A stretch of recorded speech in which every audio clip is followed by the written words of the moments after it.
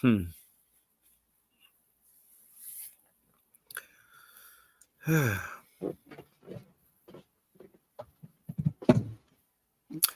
Good morning and welcome to my podcast.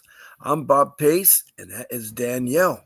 She's my co host on How to Fight CPS with Bob Pace. Now, CPS, and I'm greeted with the famous pink ladies from Prescott, Arizona, who, if you can believe it or not, are social workers in the child protection system. Their child protection system is called DCS, Department of Child Services. Every state seems to have a little bit different name of their branch of social services, but um, it's all the same. I call it CPS, Child Protection System. And we are dealing with an agency that has gone rogue. I don't know if else I could tell them, but they've gone rogue. Yep. These 8 ladies represent 25 years of social work, um, supposed to protect our children from neglect and abuse and to bring families back together through family reunification. Now, what's so interesting about this picture, if y'all could see that Danielle's posted up there, is they're all wearing pink t-shirts. Well, it's not the color that's pink that offends anybody. It's what they got on their face of the t-shirts. What is written on the face of the t-shirts. And the ladies that are facing forward, face out, have a printing of professional kidnappers. Now, I mean by kid, I mean KID, the nappers. And what they're doing is they're sending a message out there that they take children, because on the back of their shirts, they put down there, parents, do you know where your children are? Parents, do you know where your children are? That kind of attitude, and there's a close up picture that Danielle's put there. I'm not making this up. And I'm not saying that all child protection services believe the same thing, but this is an example of many cases I've seen. I've talked to over 500 people since October in all the 50 states, and they have one thing in common. They do take your children, and a lot of times they take your children when they're not in imminent danger. That happened to me in 2015. It was terrible. I was really saddened by this. And it's also happened to Danielle. Her son has been lost in the system. He's over the age of 18, and he should be returned to her because she wants to be his guardian because he has special needs, and she has a brother that she takes care of that is special needs. And so here's a woman that cares a lot about her family. She has 2 daughters, and she's like to get her family back together. And it's sad. And we both are speaking from experience. Mm-hmm. I lost my daughter because she was convinced by the social worker that was supposed to be helping us. And instead, she did retaliation, and she told that our daughter, you should divorce your parents, divorce your brothers, and divorce, all your other family members. You should change your name, which she did. You should seal your birth certificate. And lastly, you should be adopted into a foster care family. She did all those things at age 12, and I don't know too many 12-year-olds have the knowledge of what to No, do. And not so I know that this somebody was, guided her and told yeah, her to do well, it. yeah, Brainwashed her. right. And this is known because the social worker, who was very young, in her 20s, um, said that since made me look bad in court, I'm going to retaliate. Now, what had happened to the social worker is she lied in court when our attorneys were cross-examined because our daughter was being adopted, that we were against it by my wife's sister, her family is the one that did the retaliation against us as a Mm. family. They're the ones that called in and complained about things that weren't true. And Just so we did not know this at the time, but that's where all the problems stemmed.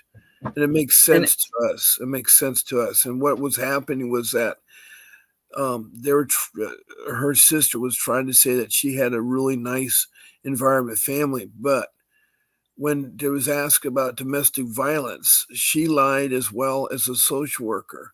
Social worker said, "Oh no, they don't have domestic violence," and her and husband have a report. And so when it brought out, it made the social worker look so bad.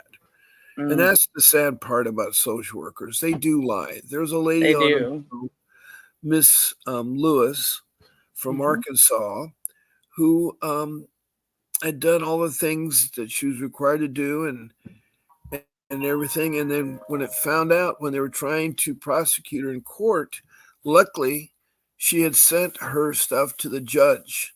And the Instead judge of had the all these classes that she'd taken and all these things. And so everything that the social worker was lying about, well, the judge stopped that social worker in her tracks and Mhm. said, the case is closed and please return the children. So I'm telling you, there is corruption out there with CPS. They're very deceptive. They don't like you as a parent. They don't like grandparents. They don't like seniors. They don't like elders. Mm-mm. As far as I'm concerned, they're very stupid people. Mhm. Most of the social workers don't have a college degree. Some may do, but most don't. And I think they should.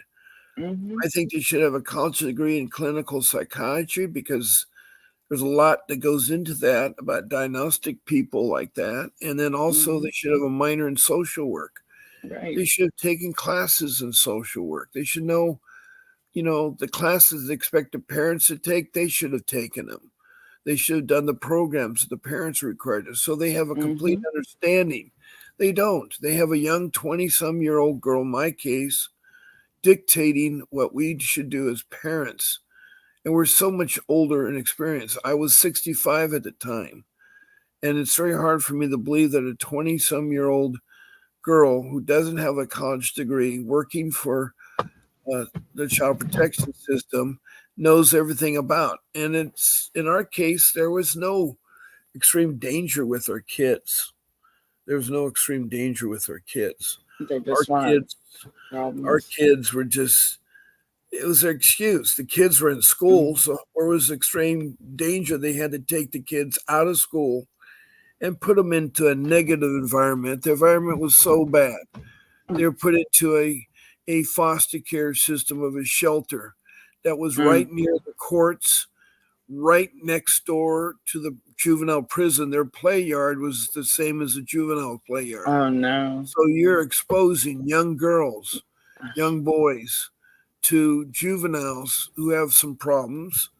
And that's not being safe. That's not putting our kids, they are putting our kids in danger. In fact, there was a beehive that was very active out there in the yard they're playing in. It was attacking the kids.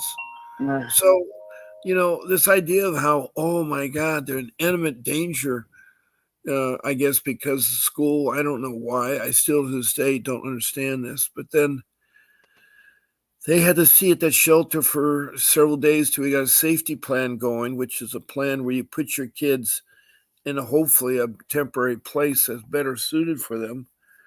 But they had to eat horrible food. The place was dirty, it was overcrowded. And when we came to visit them, our kids looked so distraught. They looked Mm. so distraught. They didn't understand. I mean, my kids were 9, 12, and 15, and it was so sad. It It was so hurts. It sad. does. Yeah, it was so sad.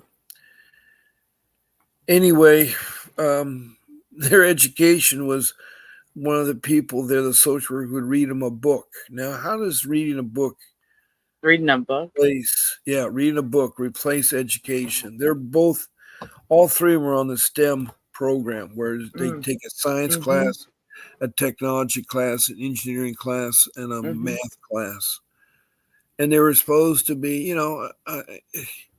anyway, That's aside. I am very well experienced in CPS. I've fought with them for 3 years. In fact, I fought with them in 2010 when I lost my job through no fault of my own at age 60.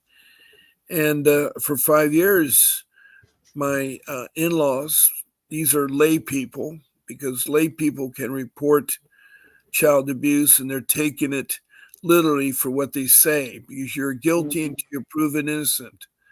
That Right. is a sad thing. And then you have those 8 social workers behind Danielle that are so bad that they would think to wear that T-shirt. Right. That's just, I don't see how they could wear something like that and just think that they're somebody, like, who would, I mean, kidnapping is already bad enough in itself, let alone a CPS worker's having that on their shirt or Yeah. being a part of it at all. I mean, okay, and they're already known as kidnappers. I mean, I wouldn't want that. I wouldn't want that reputation. I mean, I just don't see how they can even condone the Well, job. I mean, I don't the get it. word professional implies that they're Yeah. experts Right. at taking children, trafficking children. They are trafficking. They are child traffickers. So are they And they're career taking, criminals? Like how, yeah. and I mean, it's crazy. And then I they mean, wore those shirts out in public. yeah. What do you think the parents of children or anybody would think? Of course, they were fired, I would and not. I would the hate social as worker was the social the director of the DCS was fired also, mm, but it still didn't stop the horrific um, image that people have. And so, anyway, that's a kind of an intro. Welcome to fighting CPS. Now, mhm. there are several ways you can interact with this podcast. The first one is to let me put it up here.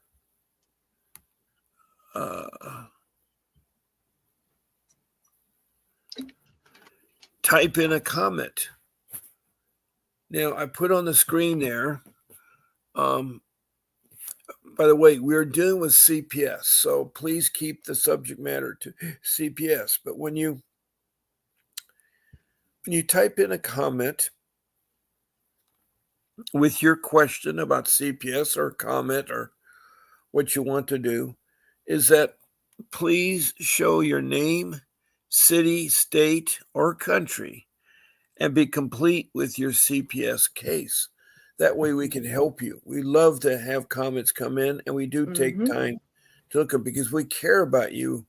You know, Danielle is a real mother. She cares and she gets up to do this podcast with me, and we do this podcast 7 days a week, Monday through Sunday, twice a day. That's 14 podcasts, Mhm. and we're on it. Um, Usually on at 10 o'clock in the morning Pacific time and 7 1 o'clock o'clock here. Pacific time um, for 1 hour. But on Sunday only, I'm on at 8 o'clock in the morning. And so that's the only difference. But all the other dates, it's 10 o'clock and 7 o'clock Pacific Standard Time. So, we want to help you. We're not lawyers, but we have the experience to help you.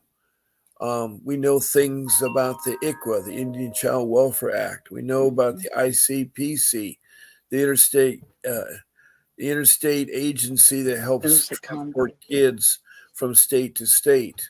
We know about the Yes. 388 motion that helps you introduce into court and request a hearing when you have new evidence or information to share with the court. And About when they come out to your house, what this what they need to have the warrant. They need to have yes, we documentation. talk They need to have about proof of who they are. Mhm. yeah, we talk about the rules. The rules one is to find an attorney. Rule two is your paperwork, and rule three is no to social workers. and no to police and not in your house and don't ever take your children. We'll talk those in depth. I just wanted to go over them there because we don't know who's going to be contacting us this bright early morning here on the West Coast. But anyway, please text in your comments about CPS, any questions or concerns. And when I did say, please show your name and city and state or country, it's okay if you don't want to. That's all right too. But the country, we do have Australia, Canada, United Kingdom, Ghana, which is in South America, north of Brazil, on the coast there. And then we have Mexico and Mozambique, which is in Africa, uh, north of South Africa, below Somalia, on the east side, across from Madagascar. The reason why I'm saying where they're located, a lot of people may not know where these countries are. And last, there was a country from Denmark. And all of them have shared something common. They all have CPS problems. And how CPS is gone rogue in their country. So it isn't just the United States. It has been around the world. It's And, everywhere. we're found on Facebook, How to Fight CPS, and we're broadcasting on YouTube, and I'm using the StreamYard application. And so I can have up to 9 people if I want to on this podcast, 9 camera there, which I think is pretty good. Now, a second way you can interact with this podcast is you can call my office number. It's 626 698 0990. And that office number is open on my show times, 10 in the morning. Well, this morning it's 8, but it's in the morning there, and then it's in the evening at 7.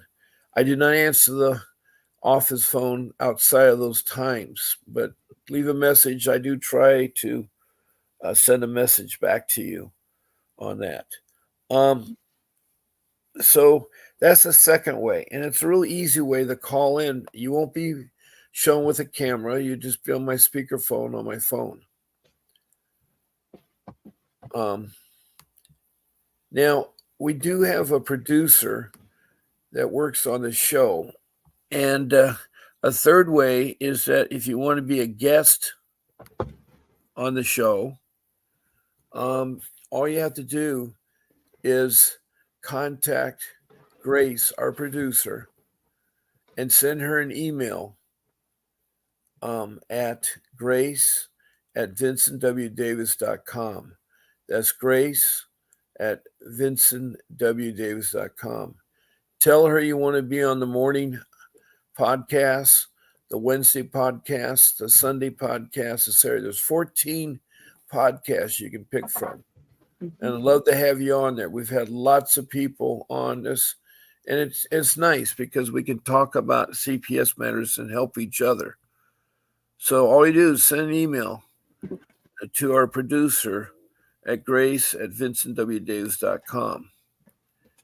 Now, I also thank my producer for her hard work, but I also want to thank attorney Vincent W. Davis. He is a dependency attorney with 35 years of experience. And I'll talk to him about him in a few minutes. But he says you can call in at 888-888-6582. And he will help you. He will help you.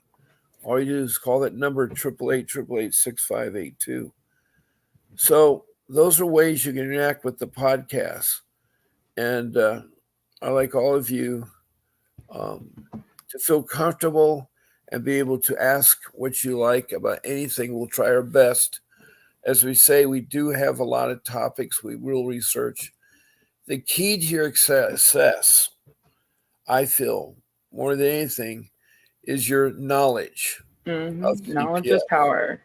So knowledge is definitely the power. And you have to go to the internet. There's so many cases on there. You can learn about, the CPS cases in Georgia or Kentucky or Indiana or Arkansas or Massachusetts or Everywhere. Maine or Virginia. All you do is you type in, and if you arrange your words rightly, you try to focus the main word at the beginning of your search and the rest of the words that follow it of what you're trying to find. It's very important that you rearrange your words rightly because, um, you know, uh, it should always start off with CPS because CPS is what you're doing, and Mhm. it's an acronym in there. But you can find congressmen, congresswomen, your senators, your representatives of each state. Politically, I have found that that does work if you contact them because sometimes you're at a standstill um, Department. with the department, because they have lied, they're not transparent, um, they use retaliation, Mm. and they use the police unnecessary. That is a thing that they try to do all the time. They call police out to look intimidating with their combat gear and their gruffness. Policemen need to understand. Uh, yes, they're doing a function for CPS, but they go overboard sometimes. Mhm. They go overboard. They're supposed to protect and serve, not intimidate and manipulate. Yes, they're protect and serve, and they sadly say innocent people are killed all the time. We are a very gun happy state. I don't know how else to describe it, but yes, thank you, Danielle. Mhm. Um, this is a gentleman, and this is my rule number 3 about answering the door. You're probably saying, what's he doing? Well, he was a young man. He went to high school. I found that out. Graduated from high school, and he enlisted in the Air Force as an airman. And he wanted to serve his country. And he was a clean cut kid, drug Mhm. free. And sadly, he went to go answer a door knock. The problem was and I still don't know all the details because they're still trying to resolve it. There were Sorry. cameras. There was a camera on the sheriff's chest from Gainesville, Florida. And there he was talking with his girlfriend on FaceTime, which is a video application that you can talk to people and see their face. Anyway, it was a typical day in the early part of May. I think it was May 2nd, Mhm. which is the birthday of one of my girls. Anyway, he was shot and killed, and I want to say almost like murdered. Mhm. What had happened, and you guys should never answer the door.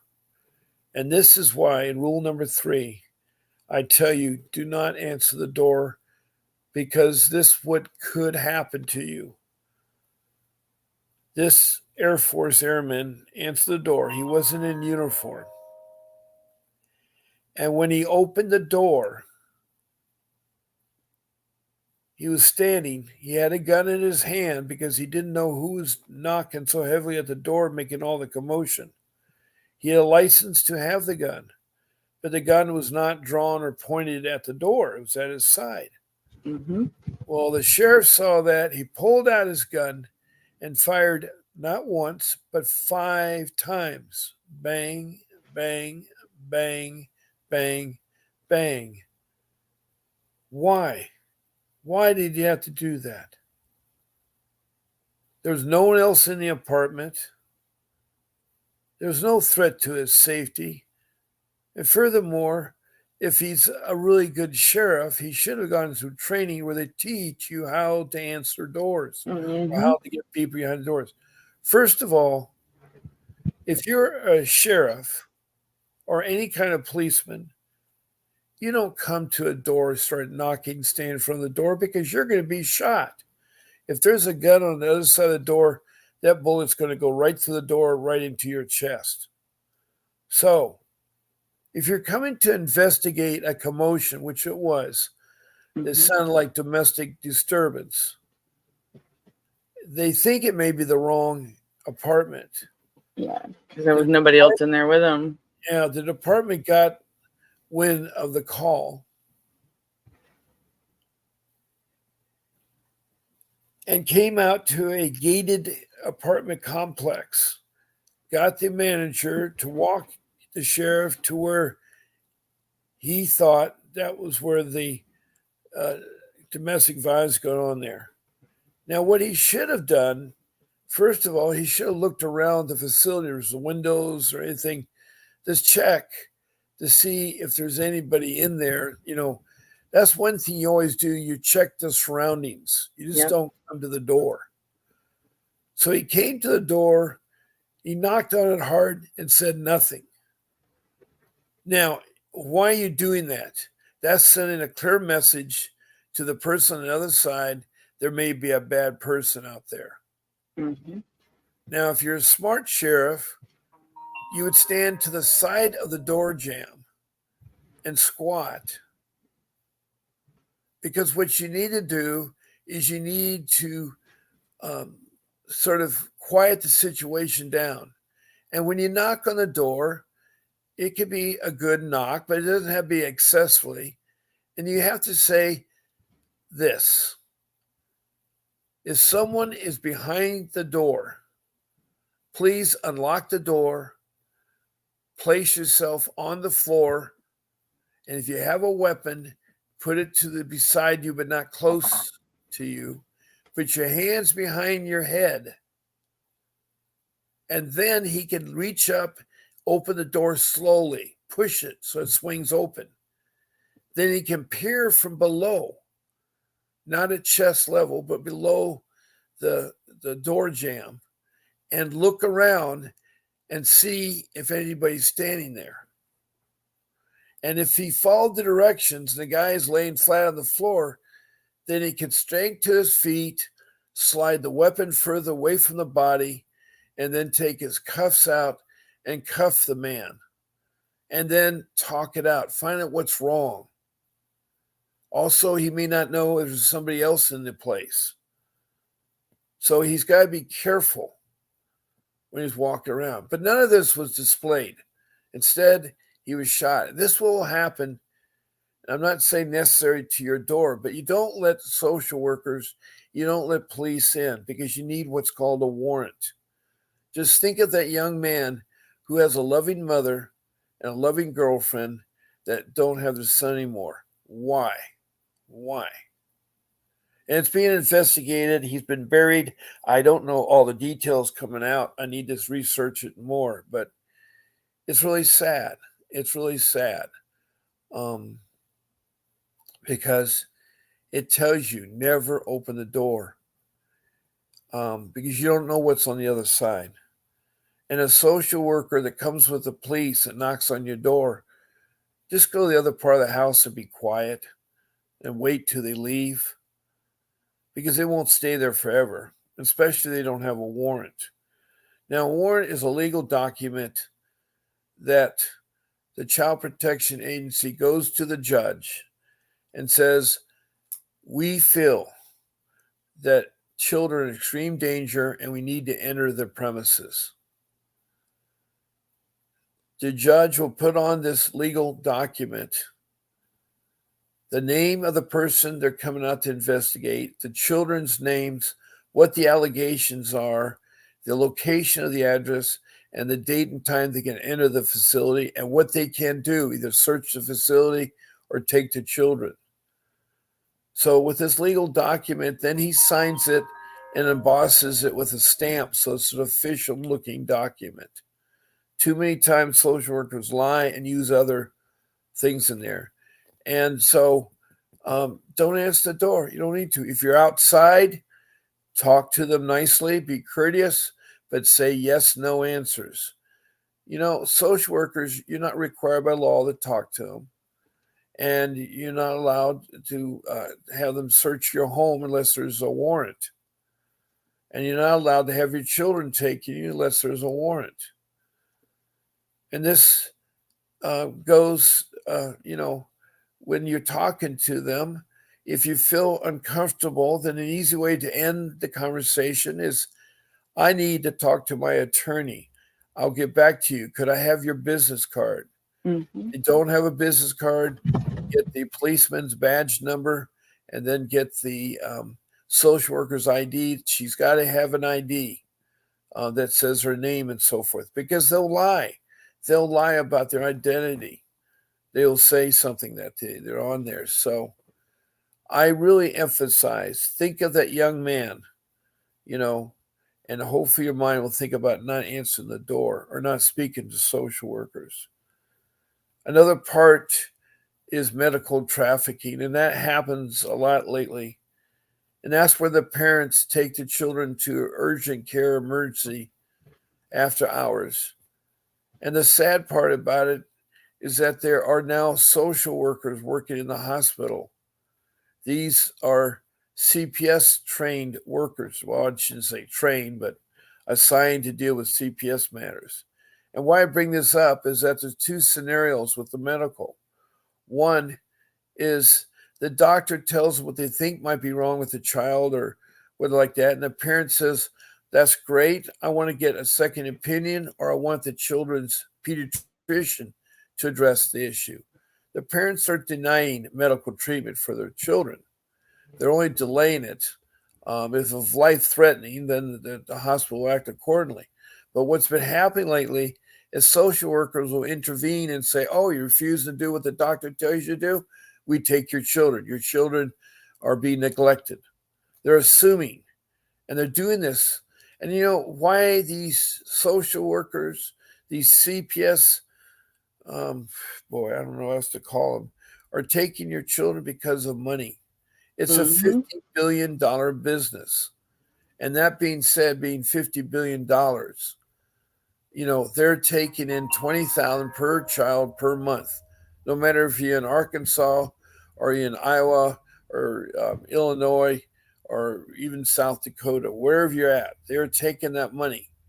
And it comes from the state. The state gets the money from the federal government.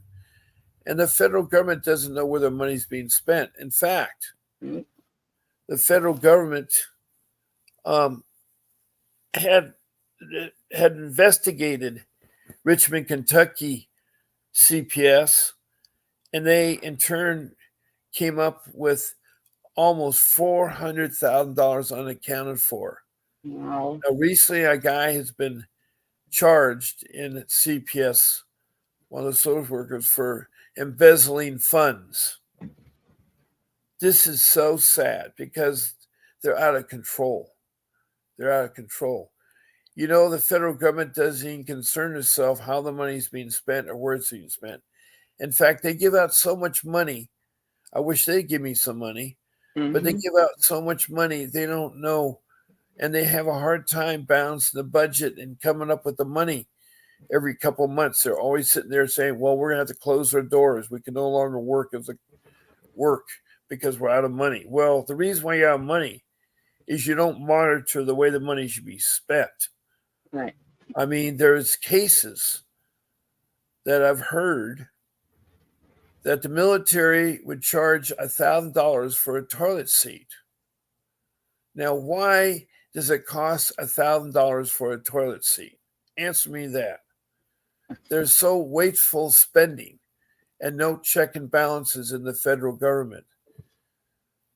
In fact, it is ludicrous that they get that kind of money to take care of a child. Right. It's crazy. It is really, really, really sad. So these social workers that work in CPS are strictly in it for the money.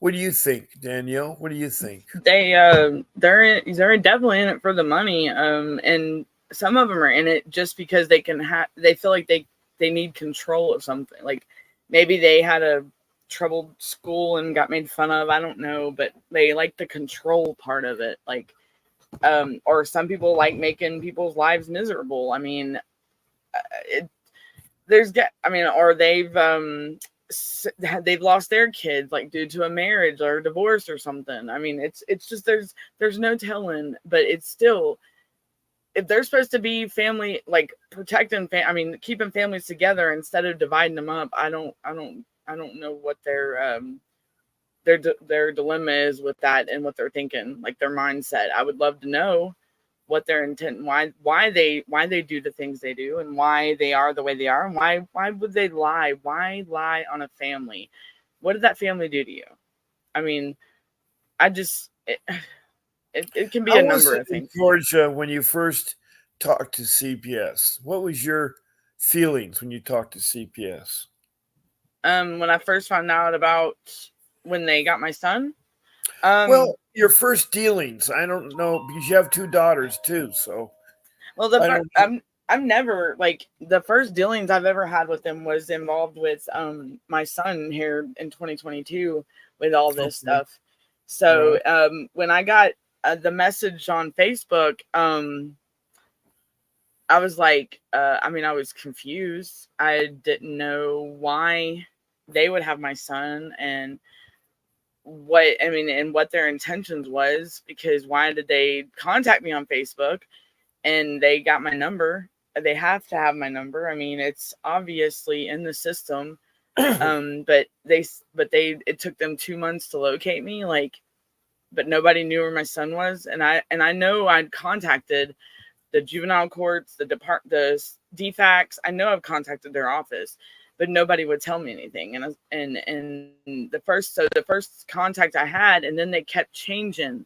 Like, people would take themselves off my case, and that right there started. And what really got me was the court appointed attorney. That's what really got me. Like, they didn't say nothing about my son going to Texas, nothing, and then all of Why a did they sudden, give you a court-appointed attorney? What was the purpose of a court-appointed attorney? because I was at the they said I needed, I don't even know, because I was looking for an attorney, and I guess it wasn't on their timing. That's why they gave me a court appointment. I didn't ask for one. I was in the process of hiring one, and yeah, and then they ended up they Well, did appointed the me one the CPS same day. workers they just found you on Facebook? They didn't find you from you talking to them? No, they found me on Facebook. They contacted me on Facebook through Wow. a message on Facebook from a fake Facebook account of theirs that wasn't even the caseworker's name. And what's crazy is the caseworker that was on my case then, that was like, I guess that I'm not, see, because the whole confusion is if my son was without a caregiver, which would have been my mom, why are they investigating a case if there's no, if if if I don't have allegations against me? What are they looking for? Like, Exactly. Were you and charged with mm, neglect or abuse? um I think that's what they were. They had, I think that's what my aunt had said to them, something, because that's what, I mean, on the complaint. Okay, this is um how it started. A layperson, your yep, aunt, my had aunt, yeah. contacted CPS and Yep. said that the It, child's without grandmother a, had died probably, and and that that I now abandoned he my was left kids. all alone because his mother was in prison and Well, his no, mother didn't care. she said that I abandoned my kids, that I had nothing to Right. do with them, and for over 10 years, and she don't know where I'm at or nothing. So it was, and then I do drugs. That's what it Why is. would I your do drugs. mother's sister feel that way towards you? Because she don't want me to get nowhere near my daughter. And because at first, when I got out of prison, I was around my kids. But my son, I've been around him since birth. Like, the only time, even when I went to prison, he came and seen me. Like, through and visits. My girl, but like, even my girls, I was around them. But it was 2015, I believe, 2015 or 2016. My aunt and my cousin started. They turned my girls, like, they isolated my girls from me. They alienated me big time. I mean, I the only way I found out about my girls was through my mother. Anything about my girls, my aunt, I've tried to mediate with her here recently, like through a third party, like the what I do, where I do parent aid, and I tried to do like mediation through her to do visitation, and our visits or just talk to her, and she said she wants nothing to do with me and she and our anything that they have to offer, which that's not gonna be good for because it's for child support. And I mean I've reached out to her, and it's a program that they do through child support. And I mean that she's wanting to she's just, I don't know. I couldn't tell you why. I mean, I've taken drug tests. I've proved, I mean, she can't sit. It's the past. She's trying to hold. I don't know what she's scared of. I don't know what she's afraid of. I mean, am I going to take the kid from her? Not necessarily. No, I want to just be in my kids' lives. And the thing is she had no right doing this to my son because she had no say on that. There was no will. There was no nothing saying that she was the next person to get my son if something was to happen to my mom. I was that next person. And she made sure that because I believe her thing was if she got him, if she put him and no, she didn't want to deal with him. Supposedly nobody wanted to deal with him, but it was mainly her, which she had no say, but she's the one that took him from the house, like before I even was up there. And she kept him from me, and nobody didn't call nobody in the family, nothing. And then told I guess this was her way of getting my son out of the picture, but also making me look bad to where I'd lose my rights to my girls. You get what I'm saying? Yes, because my girls are still minors. They're still juveniles, so they are one of them 16 and the other one's 15. So they're right there at that age, But I guess this was her way of, because I mean, even my address was messed up. I wasn't even getting contacted through the mail for the longest. Like, I mean, and I know she's been wanting my mom to turn her back on me and give up on me and get my rights taken. I know that, but my mom never did it. My mom wasn't going. Now your mom has two sisters. You have two aunts. Oh, I have more than that. I've got one. Let's see, 1, 2, 3, 4. I've got 4 or 5 aunts. My family is big, and then I got, like, my mom had 2 brothers. No. Hold on. Let me take that back. She had 6 brothers, and 1, 2, 5 sisters, 4 sisters. So it's a big family. Like my grandparents. 10 people. Wow. 10 children. Yes. And what's crazy is the youngest one of my aunt, my nanny and papa's, is actually adopted. It's supposed to be my cousin, but it's my mom's oldest sister's daughter that my grandparents adopted and took care of. And she's got an autistic son that's nonverbal, and the state, she gave them to the state. And I don't know if that's where foster care, group home, or whatever come up or anything about my kid was, but there's her, my cousin, and my aunt that are involved in that whole mess with my son. But the thing is my aunt thought that they were going to put him in a group home. Well, instead, I don't know what happened, and he got put in foster care, and she didn't tell nobody. So there was a single family foster care.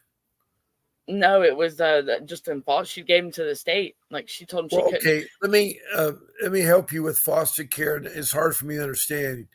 Foster care is a system composing of shelters, group homes, and single family homes. Well, supposedly they were supposed to be helping her find a PRTF placement, but the thing is there was no one to give consent. I would have been the one to give consent to that. And that's when she found out she had to contact me, get in touch with me, my aunt. She said she couldn't care for him no more. That's what I've heard.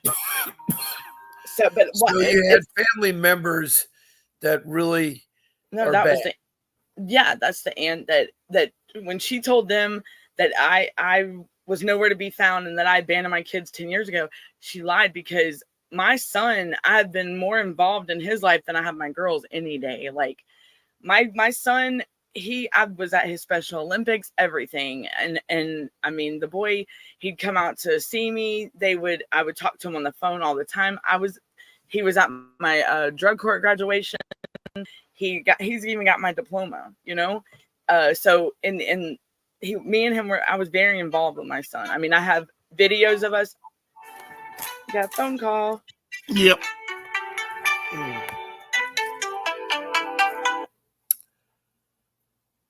Good morning.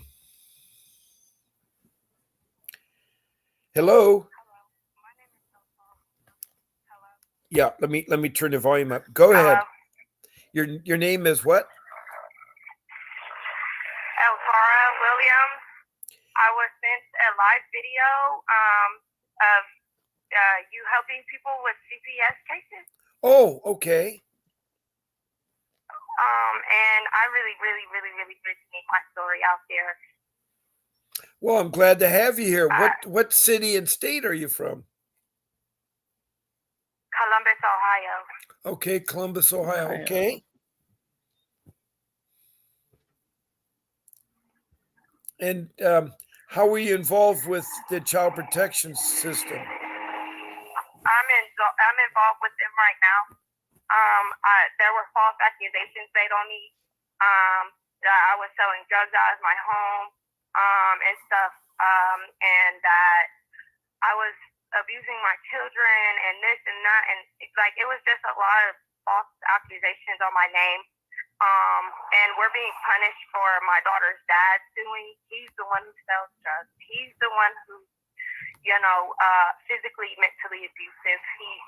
He's not doing any of his case plan. I'm working everything to get my babies back. And we have court Wednesday, and there's just a lot going on to the point where my kids are having bruises, marks. They're telling me, Mommy, they said my 5-year-old told me, Mommy, they said we're going to die soon. And my son, they don't want to go back. They keep getting hurt, and it's just too much for my children and myself. And I was in the system for 8.5 years, so I know how it goes. Okay. And how many children do you have? I have 3. I have a 4-year-old son, a 5-year-old son, and an almost 2-year-old daughter in August. Okay. So you have 3 children.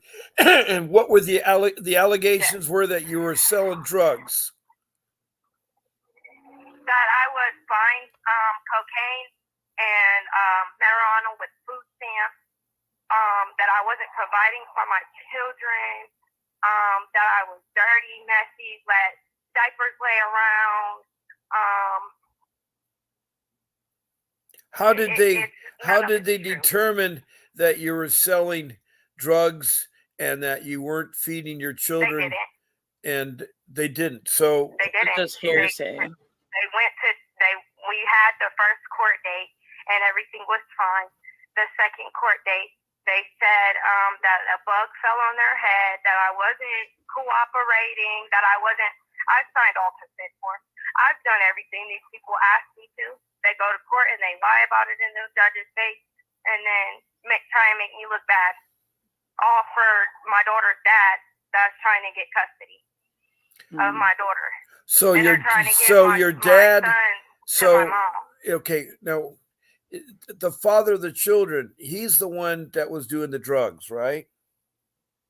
He's the one that was selling the drugs out of his home, and my daughter got a hold of it, and I completely lost my mind and told him he couldn't see my daughter anymore. After I took my daughter to the hospital for sexual abuse, your daughter was molested? Your daughter was molested? By her dad. Oh, wow. Oh, yes. Boy. Now, are you married to that father? I'm not. Okay. Does he want to be any part with the kids at all? What does he want?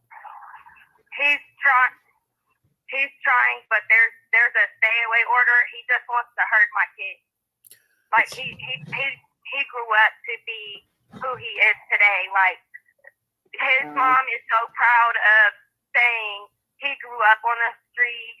She would sell her own son. So for him to be incest and like to touch, on everything he finds, that's not okay.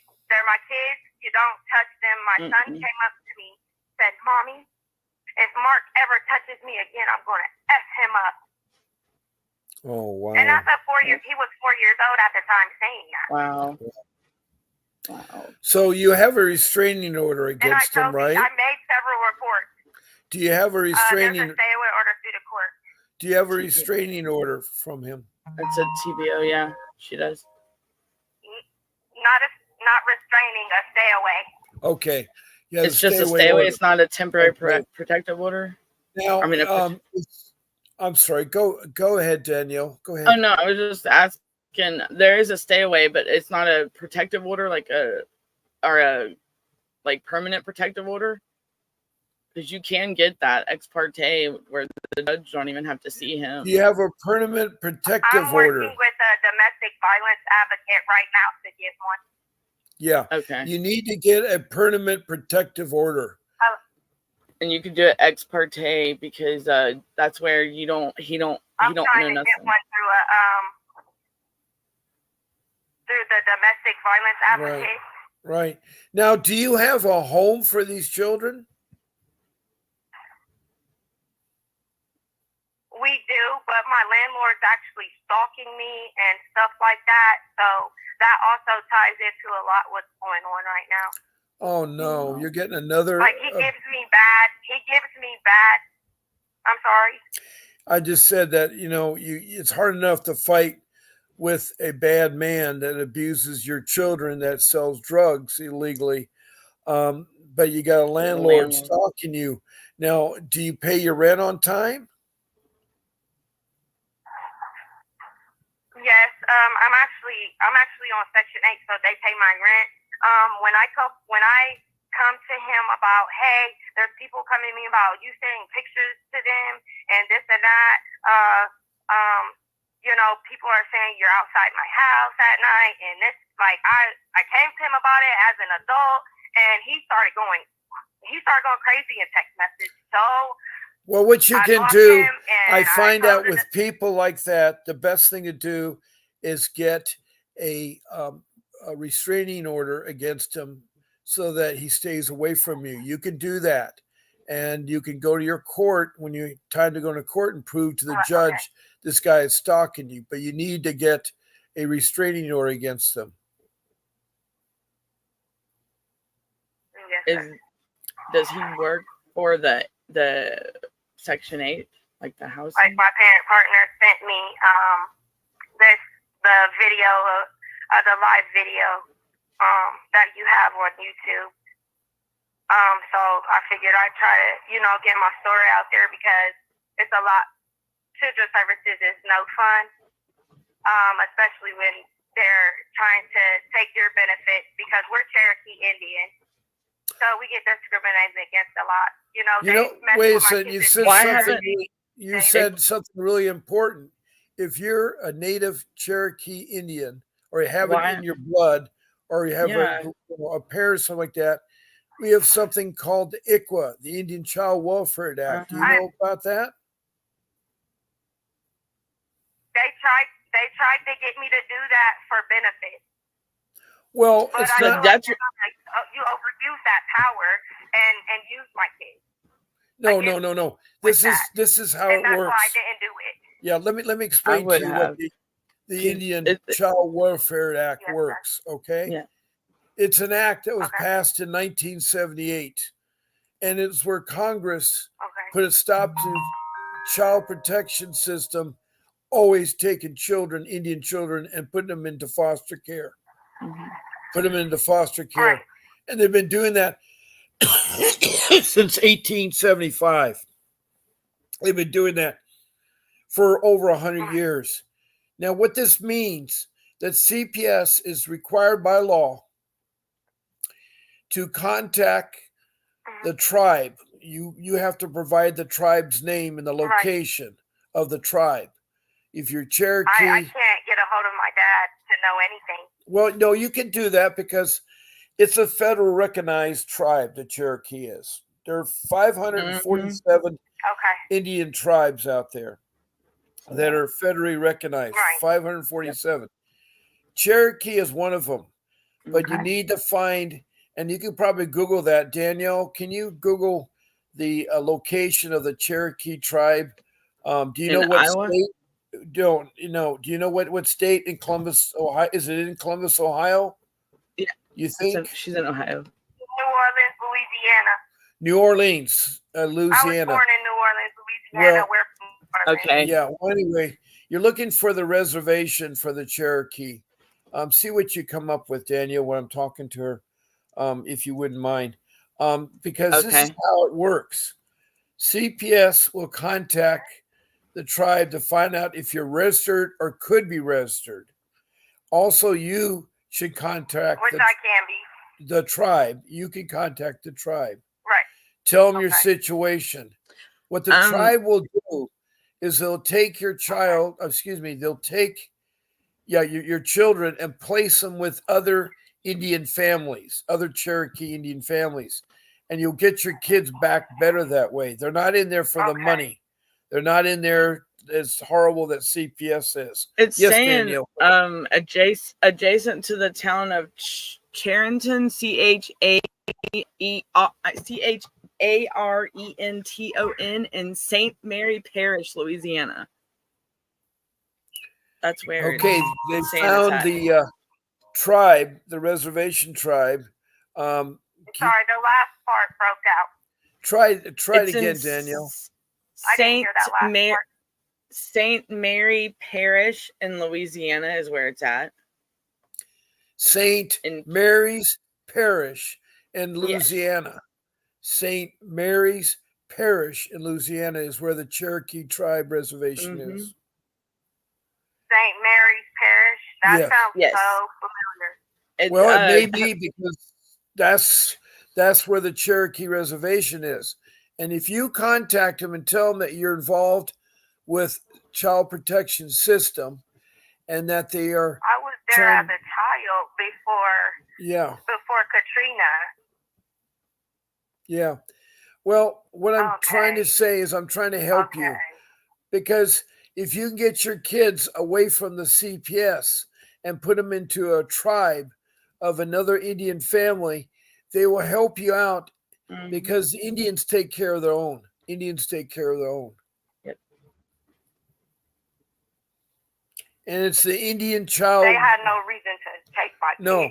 And you need to look up the Indian. They can't prove anything. They tried to take it to trial. Yeah. Understood. You can look up the Indian child welfare. They're taking advantage of you because you say you're on Section 8, so you must be low income. They're taking advantage of you because you're low income. Section 8 means you're low income. It's where you qualify for housing that you don't have to pay for. And so with that being said, they're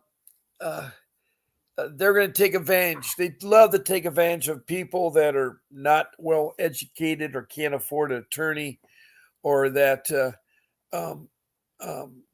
are in an abusive relationship. Oh, I'm very well educated. That's I know. Yeah. Yeah, understood. But they think that's their scenario. A low-income person isn't smart, and they think they can take advantage of them. And I'm sorry that has happened to you. Look up Cherokee.org. Tell her to get on the Cherokee.org. Cherokee.org. God will open eyes. Open up. Look at Cherokee.org. O-R-G. And Cherokee.org. And that will have everything that she needs to know, like more in depth, to guide her. Yes, that will help you with the guiding there. Because the reason why you need to get away from CPS, they're corrupt. They are liars. They will disrupt your life and everything, no matter what you do. And they will try to adopt your children and they will traffic your child into the foster care system.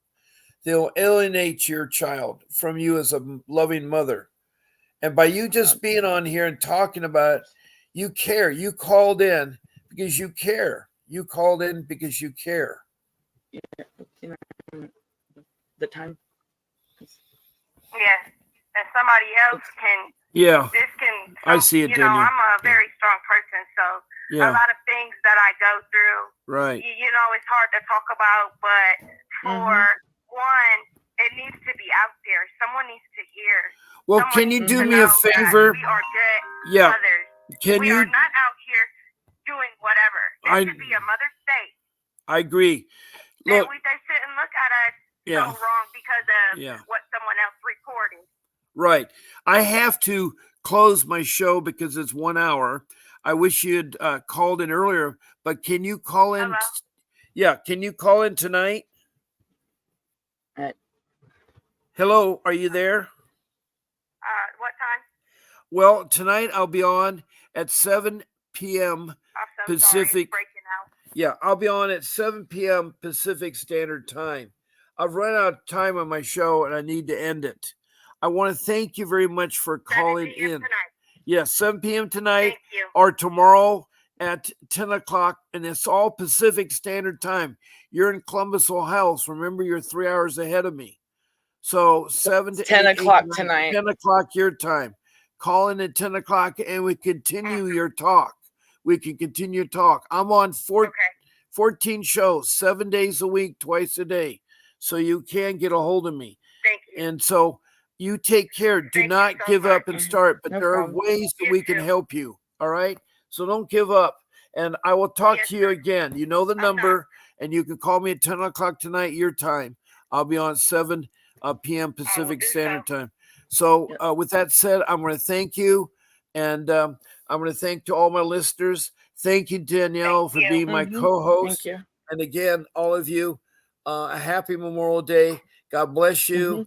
And keep fighting for your kids. This is Bob and Danielle.